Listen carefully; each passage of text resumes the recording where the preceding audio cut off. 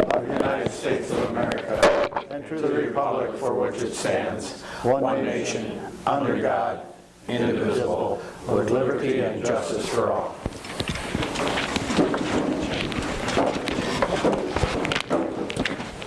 Roll call. Chisel. Here. Bell Richard. Here. Carlson. Here. Luce. Here. Lohr. Here. Rustad. Here. Johnson. Here. I'd like to introduce Geoffrey Dick, who is our Luther representative. Maybe you could just tell us a little bit about yourself while you're there, or what's going on. You're a senior at Luther. Tell us about your background. Okay, so hi, my name is Geoffrey Dick. I am a senior at Luther College, a political science major. I'm the new liaison to the Decorah City Council for the Student Senate on campus, and I'm very active in Model United Nations and several other groups on campus. So. Where's your home? I hail from Cedar Rapids, Iowa. I think you're the first Iowan I think we've had as a student rep. So, welcome. Thank you. Do we have a motion for approval of the agenda? So moved. Moved by Luce. Second. Second by Carlson. Roll call. Luce. Yes. Carlson. Aye. Johnson. Yes. Rustad. Aye. Lohr. Aye. Chisel. Aye. Bell Richard. Aye. Okay, agenda is approved. Do we have anyone who'd like to address the city council on an item not on the agenda? Any public comment? Seeing none, we'll move on to the consent agenda, which includes the minutes of the last meeting on August the 21st. The claims. Item C is a new special Class C beer wine permit for Fairfield Marriott Hotel, including Sunday sales. Item D is renew Class C beer permit for Oneota Co-op, including Class B wine and Sunday sales privileges. Item E is a new 5-day Class B beer permit for Oneota Co-op, including Class C wine permit. Item F is renew Class E liquor license for Quillens, including Class B wine, Class C beer, and Sunday sales privileges. Item G is consider approval of the annual urban renewal report. Item H is consider resolution 2826 setting a public hearing on the plans and specifications, estimates and costs, and setting a bid date for the Iowa Highway 9 West Water Main and Sanitary Sewer Improvement Project for October the 2nd. Any questions about the consent agenda? Seeing none, do we have a motion for approval? I make a motion. Motion by Rustad Second. and second by Bill Richard. Roll call. Rustad. Aye. Bell Richard. Aye. Carlson. Aye. Luce. Aye. Johnson. Aye. Lohr. Aye. Chisel. Aye. Okay, consent agenda has been approved. We now open up and have a public hearing on the proposed plan for the 2017 Commercial Business Park Urban Revitalization Area. This is for Norwegian Mutual Insurance. Is there any public comment in regard to that proposed plan? Do you want to make a couple comments about it, Chad? Yeah, just a couple, Mayor. The plan is amended to include the commercial property tax abatement for the new project known as Norwegian Mutual Insurance. That takes care of the public hearing piece and the resolution. The ordinance provides for the abatement of property taxes for Norwegian Mutual for 3 years at 75% the first year, 60% the second year, and 45% in the third year. Those are the only changes to the urban revitalization area. See, thanks. Is there any questions or public comment? Seeing no public comment, I'll close the public portion of the meeting and then ask the council to consider Resolution 2824 adopting the proposed plans for the 2017 Commercial Business Park Urban Revitalization Area for Norwegian Mutual Insurance. Council determination, or you have some questions?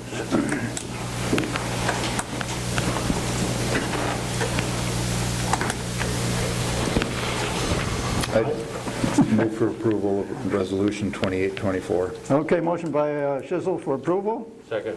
and seconded by Lohr. Now, any questions? Roll call. Chisholm. Aye. Lohr. Aye. Restad. Aye. Johnson. Aye. Luce. Aye. Carlson. Aye. Bell Richard. Aye. Okay, resolution carried. Now consider ordinance 1207 designating an area of Decorah, Iowa as the 2017 Commercial Business Park Urban Revitalization Area. This would be the first reading. Again, I move for approval of ordinance 1207. Okay, motion for Second. approval by Shizzle and seconded by Lohr. Any questions? Roll call. Chisholm. Aye. Lohr. Aye. Restad. Aye. Johnson. Aye. Luce. Aye. Carlson. Aye. Bell Richard. Aye. Is there any desire to dispense with the second and third reading? If so, we need a motion. I move second and third be waived and adopt.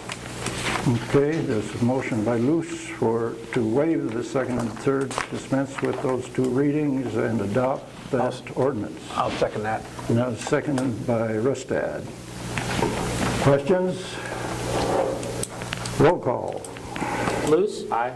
Restad. Aye. Lohr. Aye. Chisholm. Aye. Bell Richard. Aye. Carlson. Aye. Johnson. Aye. Okay, that ordinance is now approved. Now we'll move to consider ordinance 1,200, an ordinance vacating the south 175 feet of Sumner Avenue, right-of-way, city of Decorah. This is second reading, and it's in regard to the property we discussed last time with the Fair Board. So is there a motion to approve the second I reading? so move. Okay, moved by Lewis and supported by? Second. By Carlson. Any questions? Yeah, if I may, Mayor. Comment. Since the last meeting, Chad, I don't think I have a problem with what we're trying to do here, but where are we on the access road with the Fair Board? So we had a property committee meeting one day last week, it was Tuesday night, I think, and several members of the Fair Board were present, and I think both those members of the Fair Board and members of the property committee kind of worked through again all of the issues that were lining up to negotiate the transfer of that property, and I think there was agreement from both sides to make that happen. Part of that is this ordinance and resolution conveying this section of Sumner Avenue to the Fair Board. In exchange, the city would receive that access road, the land that has the levee and the bike trail on it. There were a couple of other minor things that I'll continue to work with Rick on as to whether they're actually part of the purchase agreement. For example, they wanted some efficiencies with the number of water meters that they have on their campus. They have 10 or 11 water meters, and they'd like to see that number down to a manageable 3 or 4. I think we can work through that. I don't know that that needs to be part of a purchase agreement, but we have an understanding of what their end goal is there, so we'll work through that. They had asked to be able to use that access road to the old sewer plant for parking for major events. I don't know that that's a major problem that we can't work through as well.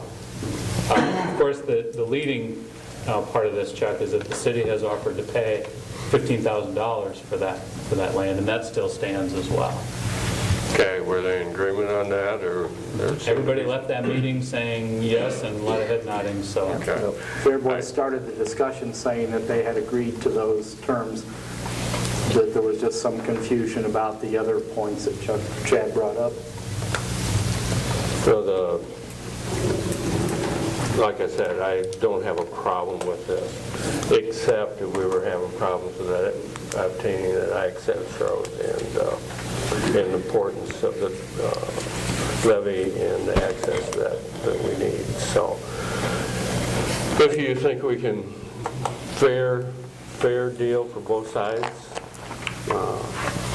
that'd be the only questions I have. I think that's what the Fair Board was saying, that they thought actually selling the property or the parts of it that hadn't been condemned to the city previously was a fair thing, rather than just, at first they talked about just an easement to the city, but they were actually willing to sell that ground that was in dispute of the roadway that wasn't covered by previous condemnations. So it's come a long way from where it started, I guess, and it was an amiable agreement, so it seems best to support it. Well, I think my concern was, I think the last thing I heard the last council meeting is, no, we didn't agree to that, you know, so if they're agreed to that, then I'm all right. Yeah, I attended that meeting too, and certainly they came out agreeing to the proposal. Any other questions? I have a question. So it's my understanding, initially when the conversation and the offer of money was being discussed, there was a larger piece of land or portion of land that we were talking about, because there weren't records of right-of-ways being established or something like that, but it sounds like in the last, I don't know, week or something, that has changed. Not significantly, no. That map there that you have came up in the property committee meeting, and what I had asked city engineer Lindsay Erdman to do was to survey the minimum amount that the city would need to protect and preserve the levee, the bike trail, and the road. And so that's what that does via that black line. Just to depict that, because, I mean, otherwise graphically, nobody really knew what it looked like. I mean, we knew in concept we wanted the road, the levee, and the bike trail, but we hadn't marked it off on paper. Okay. And so that's what that black line does. So maybe the only change there is just in the corner, you see the kind of the diagonal line? Yep. Instead of going right up into the peak of the corner, it just kind of cuts that. Okay. That's really about the only change. But then, okay. But I thought there was concern that the fairground owned some bike trail that we did not have an easement on, and is that? That's And that is still the case? That's why we're trying to acquire it. Okay. Well, I misunderstood, and I thought maybe some of that information was found to be different, but, okay. And you will still see, you'll have to approve a purchase agreement once that's drafted. That still has to come back to you. So you'll see the final specific details and have a chance to vote on that. Okay, so do you want to have a roll call on that?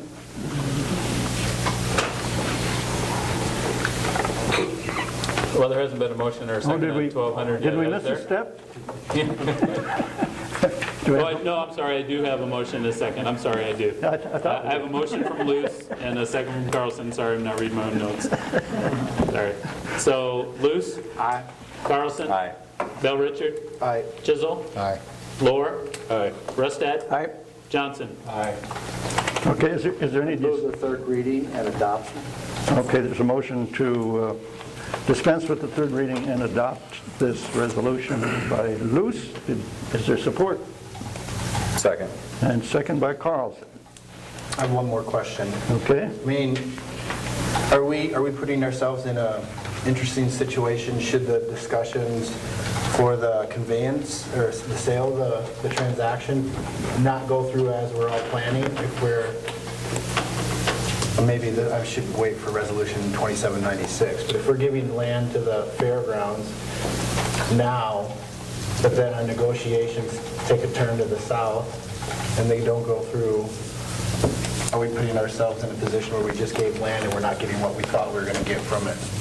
If I hadn't heard the conversation of the property committee and the amiableness to the terms that everyone set at that meeting, I could see there might be some concern, but it seemed to me that everyone was of the same mind about what was going to be done on behalf of getting the Sumner property and what the city would get. And to be clear, between the two, the ordinance is going to vacate that. Right. It's just basically stating you have no use or purpose for it. So it's more the The 27. resolution conveys it, Yeah. so if there's concern, it'd be there. Okay. But I think, like Steve said too, it's all part of the package. Okay, the motion to waive and approve is on the table. Any other discussion? Roll call? Luce? Aye. Carlson? Aye. Bell Richard? Aye. Chisholm? Aye. Lohr? Aye. Rustad? Aye. Johnson? Aye. Okay, that resolution is approved. Consider ordinance 1206, deleting property from the tax increment financing. We're still one, Mayor. Number 10, okay. We're trying to move a little quicker here. Consider resolution 2796, approving the conveyance of the right-of-way of the 175 feet of Sumner Avenue to the Wenatchee County Fair Board. So conveyance, I would move Resolution 2796. okay, motion by Luce Second. and second by Johnson. Any questions here? So I pose my same question. I love consistency. Would we be giving this property to the fairground if our future deal does not take place? Would everyone be okay with that? We have no use for that land.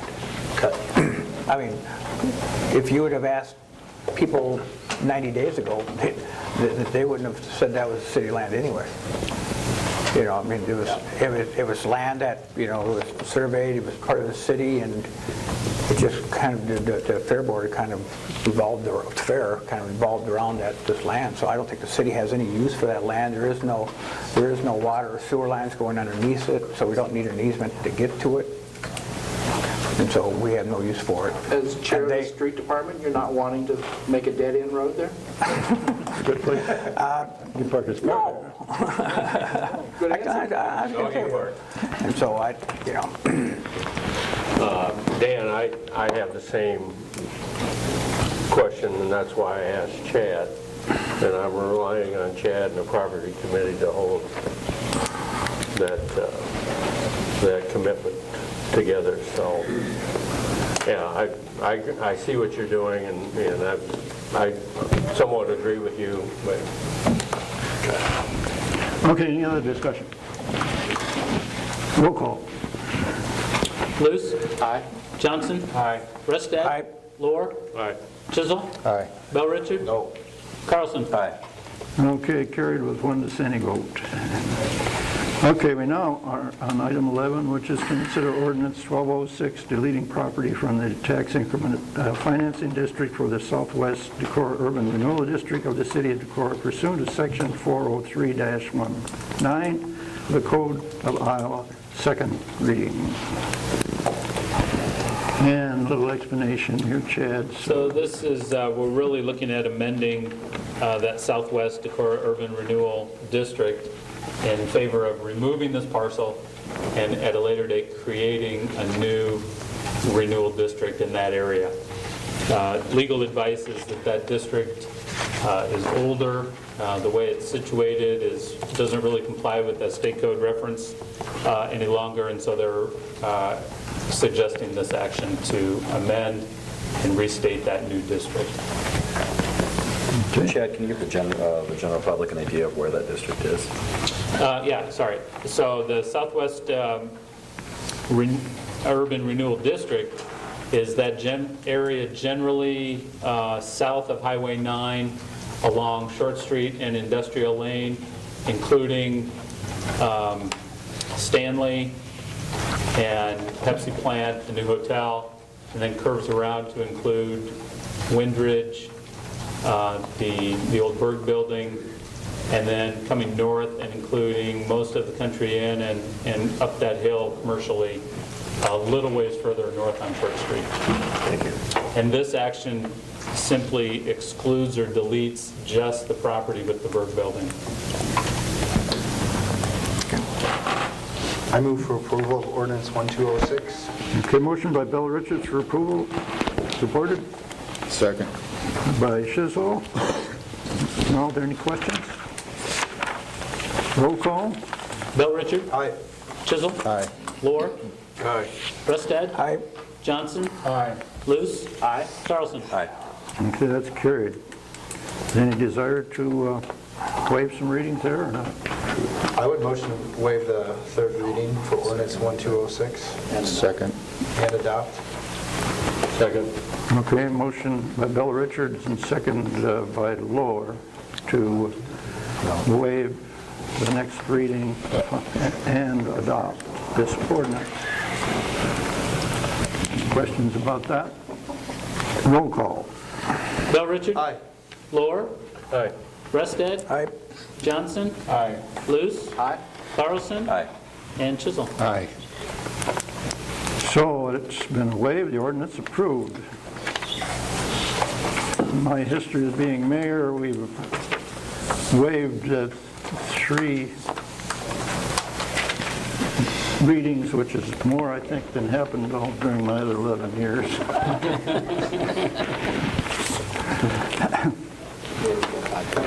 Okay, we'll move down to the public hearing now for the plan specs and contract and consider the bids for the 2017 asphalt street improvement project. And so the hearing is now open. And Chad, you can report on the bids. Oh, the bid, I guess. Yep, just an overview. Bids were received on Friday.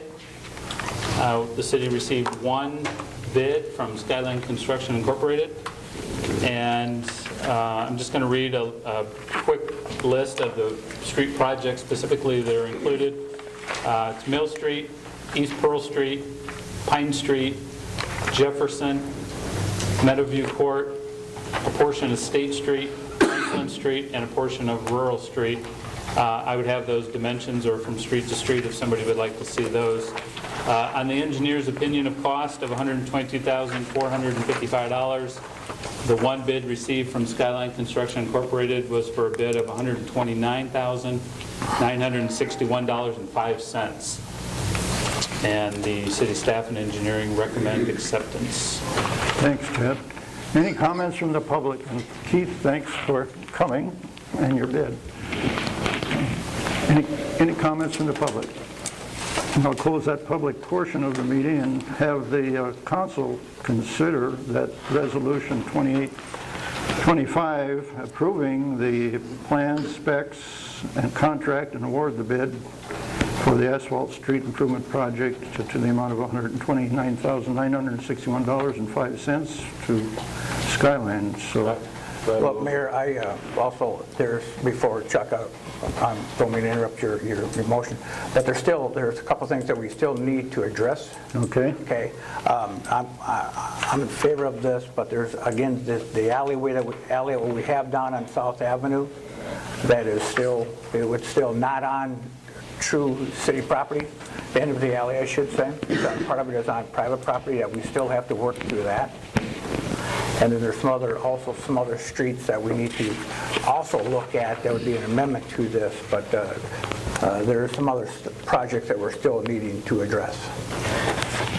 So, but I don't want to amend this. I don't want to table this.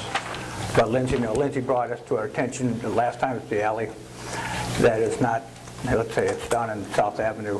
That's part of the entrances and exit is on private property. So we're hoping to still be able to get that in too. Now you can. So how does that affect if I go ahead and move the motion? Well, they're not part of this bid package, so this bid package is the streets that I just mentioned at that price. So we have to revisit? They would be separate projects. Okay. All right, I'll move that, Mayor. Okay. Then I'll second it. Though. Moved by Lohr and seconded by Ristad for approval of this contract and bid. Any questions from the council? More? Roll call? Lohr? Aye. Rustad? Aye. Johnson? Aye. Luce? Aye. Carlson? Aye. Bell Richard? Aye. Chisholm? Aye. Okay, that is approved. Thank you. Item 14 is consider Resolution 2811 approving the plan specs and awarding the bid for the 2017 hangar development project.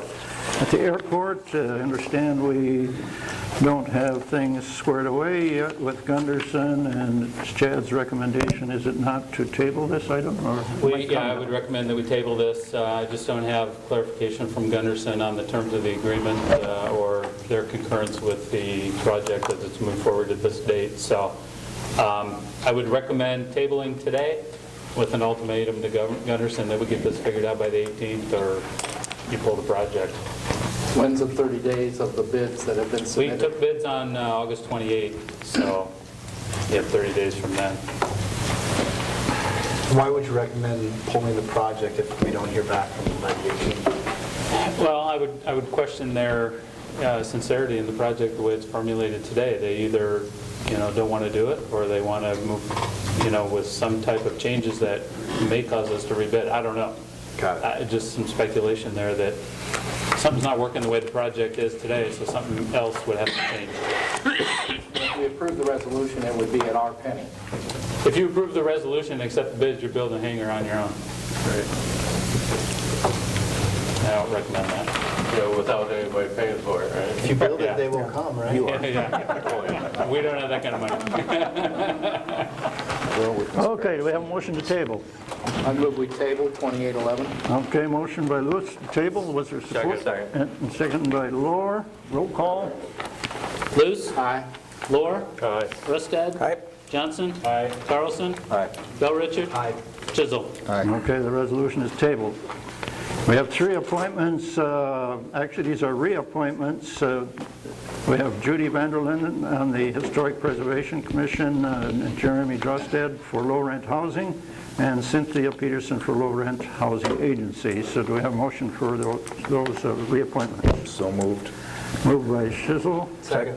And second by Bell Richard. Any comments? Roll call. Chisel? Aye. Bell Richard? Aye. Carlson? Aye. Luce? Aye. Johnson? Aye. Rustad? Aye. Lohr? Aye. Okay, appointments approved. Item 16, consider approval of and certification of the 2016 residential tax abatement applications from Gerald Crocius and Ron Whitaker on 2393 Aspen Lane. That was completed April 2016.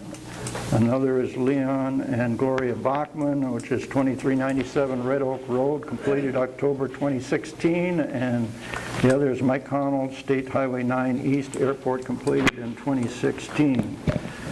So these 3 requests are here, and Chad, you might comment on why they're a little bit late. So they're late, or they weren't filed originally at the time of completion, just due to various errors. In one case, property owner purchased the home, thought that the abatement had been filed for, and found out that it had not. Actually, when they received their tax bill in the mail, that was a pretty good indication that the abatement hadn't been filed. So, so there was some similar condition with each of these. In working with the county assessor, there is an administrative rule change that the legislature passed a couple of years ago that really kind of sets aside the filing deadlines. We operate under the code assumption that the filing deadline is by February of any year for the preceding year. These are obviously past that, but there's a provision in the administrative code, chapter 720 or 716, something like that, that allows the county assessor to accept the applications at any point in time. They're still eligible for the full 5 years of the abatement. They do have to pay the current year's taxes because they weren't filed timely for that year. So we present them to you today as late filed. So do we have, They were 5-year. They're a 5-year program. okay, do we have a motion for approval? I motion to approve the abatements. Okay, Bell Richard made the motion, Second. and second by Luce. Any concerns? Roll call? Bell Richard? Aye. Luce? Aye. Johnson? Aye. Rustad? Aye. Lohr? Aye. Chisholm. Aye. Carlson. Aye. Okay, they're approved, those tax abatements approved. We're down to reports. City manager. So just a couple of things, and on that tax abatement program, just a reminder that time is getting short for the program. As you know, it expires or sunsets on December 31 of this year, and it'll be up to the council to determine what you want to do with that program, if anything. If you want it to sunset, that's fine. But you've only had one meeting really to discuss it, and that wasn't until that formal, I think that was at the end of an Economic Development Committee meeting. And so I would urge you to gather and discuss the merits of that program and how you want to move that forward. So Has P&Z discussed and have they put forward a recommendation? P&Z did discuss and put forth a recommendation. Their recommendation was the program be cut down from the maximum valuation cap of $400,000 down to $200,000 cap, and to shorten the time of the abatement from 5 years to 3 years. That's their recommendation to you. I would also add that the Upper Explorerland Regional Planning Commission, along with Stephanie, are working on an updated housing study, and that should be coming in the next 6 weeks to 2 months for you to review as well. Some of the preliminary data is already out. I think some of you have been in a couple of meetings already to see some of that data. If that has any bearing on how you might amend the abatement program, great. If not, if you're going to do something different or let it expire, so be it. But you need to think about getting a committee meeting together and discuss where you're going to go with that. Regarding just your urban renewal and urban revitalization programs in general, going back to the item here that you just acted on about deleting a property, as I talked to our bonding council more about some of these urban renewal districts and urban revi districts that we have about 22 of them throughout the city. Some of them haven't been used for years. Some of them never been used. They were created for some anticipated project. Didn't happen. His advice as of late is that you really get together in a work session and you talk about your strategic planning of economic development type issues and where you'd like to see that go, and repeal or replace or amend and do something more deliberate than you have all these different things out there that when projects do come along, they end up causing extra work or confusion because we have this old district, the laws have changed, etc. So that might be another work session with bond council to kind of weed through some of that coming, right? So are they suggesting one citywide district or planning different areas, renewing the planning on the different areas, or? You know, generally I think what you're seeing with a lot of cities is that you might have just one urban renewal district, and you might have one urban revitalization district. They don't have to be citywide, they could be something less. Typically, you might see the urban revitalization, which is like your housing abatement program, that is citywide, and that might make more sense. Urban renewal, that might not be citywide, but it might be, you know, just one large district, you know, something less than citywide, but in your commercial areas. Thank you. To have it amended and restated to be more in line with current city code or state code. You know, the legislature is constantly tweaking and changing TIF, and they threaten to do so every year or two. So it'd be a chance to just make things more relevant to current code.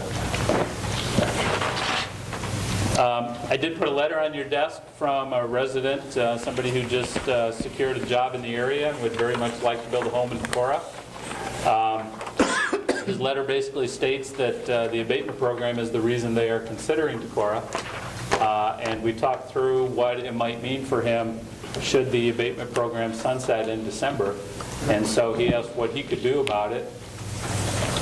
I offered that maybe he could send the council a letter and just kind of outline his situation, which he did, and that's on your desk. So just so you know, and for the public, practically the way that looks like if you do nothing and the program sunsets would be just like when the program started in November of 2014. Those homes that were already under construction and crossed that line of enactment of the ordinance, whatever portion of the home was already under construction was not eligible for abatement, and whatever percentage or portion of the home was completed after the abatement program was enacted is eligible for the abatement. So it'd be the same thing on this back end now. somebody starts a home in September, October, and it isn't finished until February or March, and the program sunsets in December, whatever percentage the assessor determines was completed during the program is eligible. Whatever portion is not, isn't. So is the assessor going out on December 31st and checking those? In that case, because there would be so few of them, probably, he probably would. But if the abatement is continued, it's his comment in the letter about grandfathering isn't even... Grandfathering is a term that doesn't exist in this scenario, so... Well, that's what I was thinking from what you were saying, there's no deadline of... Yeah, so even in the scenarios that I just outlined, even if you change the program to mirror what the Planning and Zoning Commission recommends, it's possible that half of a home would be under the old program and half of the home would be under the new program. That condition could So still that exist. ends up being 4 years long? Yeah. It's just the way that I understand the law to work. Yeah. Okay. The last thing I have is the Onyota Bridge project is one step closer to its clearances and go provisions from the DOT. I received notice today that the bridge cleared all the historical conditions, so there's nothing historical on the site, I guess, except for the bridge itself. The bridge itself is 100 years old, I think, so anyway, that's a minor point. So we'll just keep that project moving, so that's all I have. Okay. Any reports from? I got a question for Chad. The press covered the equipment for sandbagging, and we talked somewhat about it. My question was, and maybe you explained it, and I just forgot. But what was the reason why we didn't financially contribute to that? I think we had offered some portion, but I think the county, Mayor, correct me here, but I think they stepped up at the end and said they were just going to pay for it. I think they also got some funding from the Community Foundation also that I serve on. But we still didn't, even though they got money from other places. I think and I served on the Emergency Management Board, and certain funds came out of the Emergency Management Board too, and that, of course, is separate funding from the county. Actually, that board has levying authority. And I think the general agreement was because they weren't going to ask the individual towns for support for this. It was going to be the county that was going to fill the bill and cover the extra that was needed. So I think that's basically how it came out. Okay. All right, thank you. Okay. Department head reports. Yeah, I'd like to, it's coming that time of fall again, and we're going to have our free compost giveaway. It'll be September 22nd and 23rd, which I'll bring it up at the next meeting with the times and stuff. But we're also going to be, Zach Current is up for the driver at the fire department, so we're going to be losing him down at the street department. We're also going to lose another gentleman that's going to pursue different opportunities. So we're going to have 2 openings at the street department. So we'll have that in the paper and everything where anybody can apply, and hopefully we get a lot of good turnout. Kevin? Yeah. We're talking about the access road here. What does your department use the other side of across The dike? Yeah, what do you use that for? Mostly just for a staging area. We have our street sweeper dumps whatever he sweeps up, and then we find spots for it later.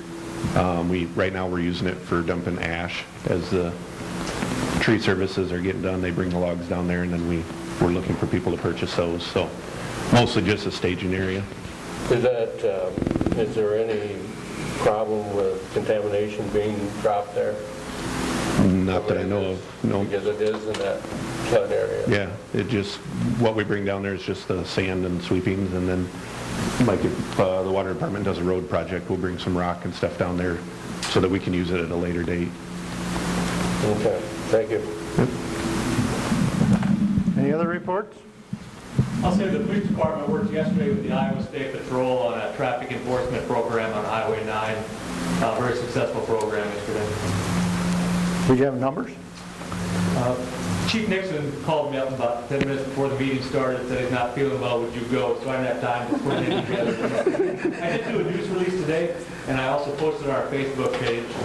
I know we made 73 traffic stops and wrote 30 citations for seatbelts. And we also stopped a number of people for the electronic devices, texting and driving. And a lot of contacts, citations and warnings. Good. Thank you. Any others? From the library, well, up to council. Nothing this evening, Mr. Mayor. Nothing this evening? Nothing this time, Mayor. Anything? The property committee meeting was very helpful that we had last week, and I guess along with the sell agreement to the Fair Board as coming forward, I'm really desirous that we get some sort of statement about city adopting a building code to us as soon as possible, so that we can work on that and get that going as well. Okay. Anything over here? Yeah, if you don't mind here, Mayor, a couple items I'd like to touch on, and I'll try to make it fast. Last council meeting, I voted no on the fireworks, and I wanted to explain reasons, since there are people that read the newspaper, and they've already asked me today about it. I try to be consistent in what I vote on here in the council, my best thinking, and I don't usually change unless I'm convinced of changing. Probably the only thing I might have done would be on a budget. I might change my vote on a budget. But in this, fireworks ordinance came out of Safety Committee. At the time, I wasn't in total agreement with the wordage. I thought there was a little bit more emotion being talked about on that than I was willing to go and take away freedoms from the people, citizens of Decorah. So the wordage didn't change any, so I was consistent and I voted no. And Sarah, that's probably the best explanation. I apologize for not being back in town to return your call, but that's my best explanation of why I voted no. Thank you, sir. My statement last time, Councilman Laura, was to hear your no vote, but to hear no comments about why you're not voting for it didn't help the rest of us understand what your concerns were. So we couldn't address any of those concerns because we had never heard what they were. Well, I think you heard it at the safety meeting, and I voiced my opinion at the safety meeting. And people were in favor of that coming out of the safety meeting. I disagreed. You've been around me long enough to know my consistency, and I'll tell you how I feel about something. And I did it at the safety meeting. But was everyone at the safety committee? Here, we're not debating this. Yeah, I'm just trying to share that when we get to full council from committees, it's helpful to share what happened there. In fact, Paul was even there, which, thank you, Paul, for being there. I wish, I think you, no, yeah, you weren't on that one. It was the last one you were at. Okay, let's move on. Okay, just a second here. The other one, and I'll make this really short. Everybody's got a life that they choose to follow. I choose one where I work a lot, and thank God that I have that opportunity, and I thank God for giving me the opportunity to be born and raised in the U.S. where that can be achieved. Comment was made about not following up on an agenda. One, when I come home on Friday, I get ready to go put 20 hours in on the weekend. Sometimes I don't look down at somebody that might relax on a weekend. I usually put in a lot of hours. So this is big, and I hope it's constructive. We meet every 2 weeks and to put the agenda out on a Friday night. And there's some people that aren't here tonight who come up to me and ask me about this too. Putting an agenda out on Friday night doesn't give a lot of time to really dive into what's on the agenda. The agenda comes out Thursday. Thursday, Friday night, whatever, okay? It don't always come out. Yes, it does. No, it doesn't. And I don't usually get it downloaded until later. But what I'm saying, for the governance of this city, it would be nice if we had it somewhere closer to a week before the next meeting. At least a rough draft.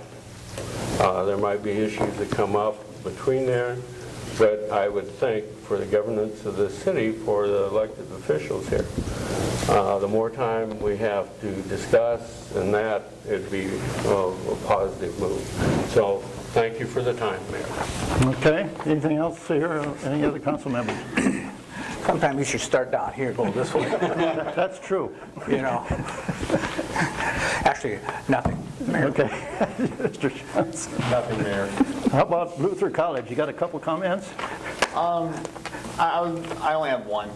So I don't know the proper procedure in addressing this. I know I've talked to the mayor and the city manager about this already, but there's a slight concern at Luther College, especially amongst the student body, of the slight uptick in sexual assault cases happening right outside our campus. And in general, the area around, right outside the campus is poorly lit. Especially on a stretch of road in College Drive between the pool and the Casey's. So I know the student body in general would, or the student senate at least, would like to see either more street lights or maybe change the bulbs from like what they are now to LED bulbs. And again, I don't know exactly what the proper procedure would be to go about doing that, but it is a wish for something for the council to consider. Chad, you might have a comment on the LEDs. We've been working on that, or? Yeah, so we partner with Alliant Energy, and actually as, and Craig's here, as they replace their lights. As you know, there are many streetlights in the city that are owned by Alliant, and there are some that are owned by the city. I know Alliant, as their high-pressure sodiums fail, they convert now. They don't replace them with high pressure, they convert them to LED, just in the normal course of exchange. We have partnered with our vendors on the city side for city bulbs to do essentially the same thing. And we use the exact same bulb. As a matter of fact, I think our vendors may get some of them from Alliant. So as the city ones fail, we're also, if we can't get parts, some of ours are pretty old, so it's getting harder to find the parts for them. If we can't take two and make one, then we also convert them to the LEDs, the same as Alliant. So, but we did have a conversation about some areas in campus or around campus on the fringe of campus that are city lights. If there are safety concerns that we should look at that, and if we need to relamp a street, 4 or 5 bulbs to provide some security, then we can look at that. Okay. Well, I would like to respond to Councilman Laura's comments about the agenda and just refresh the council on the policies that you put forth in your rules and procedures, which states that the city council agenda closes on Thursday. That's when we close it, and me and my staff put it together, and that it's out to the council by Thursday night. Sometimes that doesn't happen. I think at the last council meeting, or at least one of the two in August, I don't recall, I was traveling, but I know I sent out a draft on that Wednesday and said I'll be traveling, but here's what we have so far. And then I know my staff sent the final out by Thursday night. Now it's the packet that I have to come back into the office then and finish the packet and the notes and whatever else that may not get out there until, in that case, I think it was Friday night by the time it got back out. But if you'd like to revisit your council rules and procedures and adjust that in any way, through the mayor, you just need to let me know.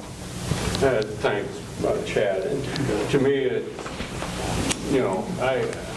I'm on down here about goals. I don't see how an organization can run without short and long-term goals. Some of that stuff, and I'd like to see if we can improve our governance that way. Okay. I only have one thing. Actually, today I got a note from the Iowa Department of Cultural Affairs, and the Decorah Commercial Historic District is now approved, which means there are different kinds of federal tax credits and others, and this was a long-term project with the Historic Preservation group here that, and additional people that actually helped with that, and they spent lots of time and hours to get this background data to get this done, so that's a real accomplishment for ours. And so we want to congratulate them on that. I guess a reminder, September 21st is the file deadline for anybody that's running for office, and it's coming up pretty fast. So I guess with that, are we ready for adjournment? Move for adjournment. Okay, the meeting will be adjourned.